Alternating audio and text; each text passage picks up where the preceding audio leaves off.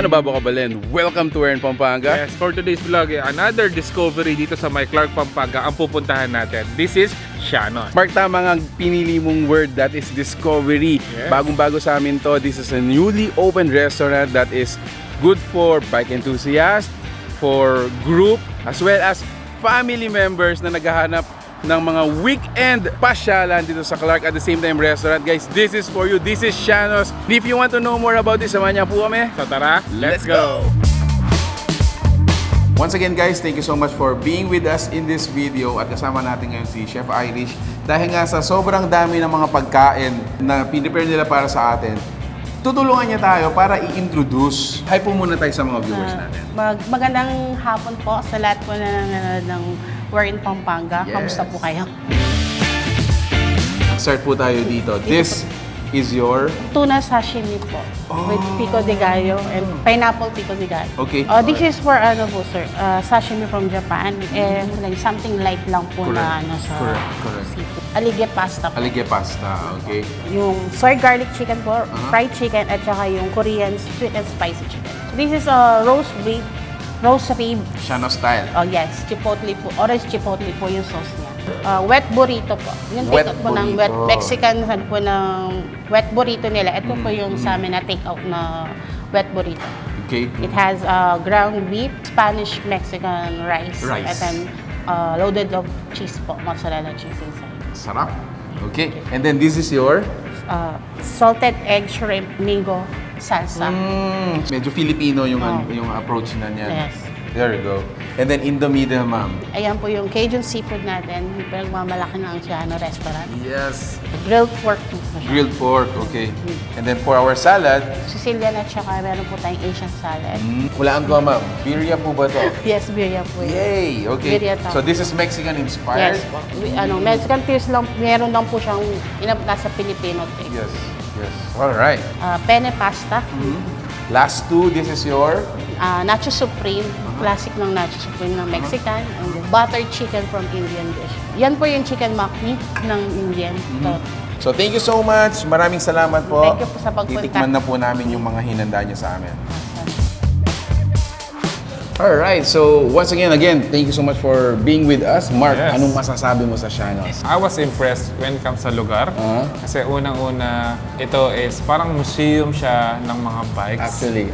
At the same time, aesthetic-wise, napakaganda niya. Even yung second floor niya, talagang Instagrammable. Actually, I can also mention, meron din siyang alfresco section. So those who are, yung mga weekend warriors natin, yung mga nagbabike, nagra-run, you can dine actually outside and still enjoy yung outdoor feel ng Clark. Since maraming bikes dito, meron silang free ride bikes dito. Yes. Umpisan mo dito, bro. Siyempre, titingnan natin itong favorite ni Chef. So, buksan muna natin.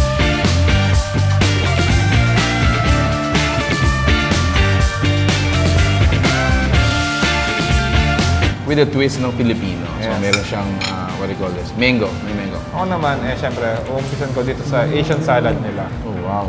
Tikman na natin.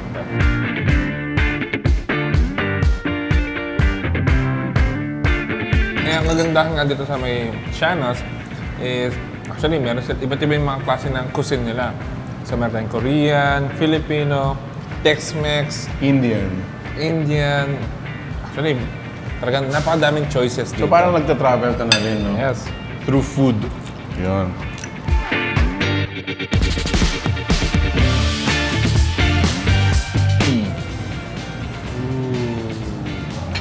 Nice, oh. So, pure meat and cheese. And then dip natin dito.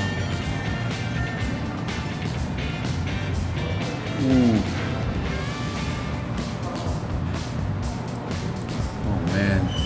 Oh, man. Wow!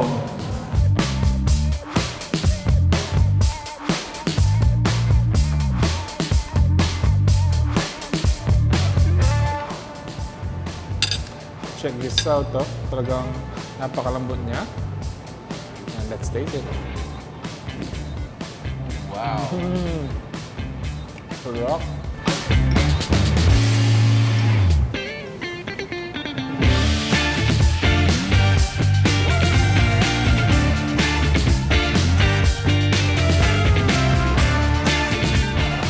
So we are approaching yung second level ng Sianos, and before you actually go there, before you arrive there, you're gonna appreciate this parang inside garden. Yon, talagang nag-complement siya sa design at saka theme ng interior natin.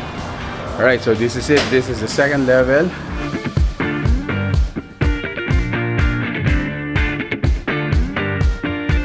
This is intended for events, for actually large group na kailangan nyo. This can accommodate up until 80. For me, I think it's a very close to earth na aesthetics. We have some vases din na for sale. Actually, dito rin meron silang wine section in which you can buy them and of course consume it here. At the same time din, dito, available din yung video nila. So, syempre, susubukan natin.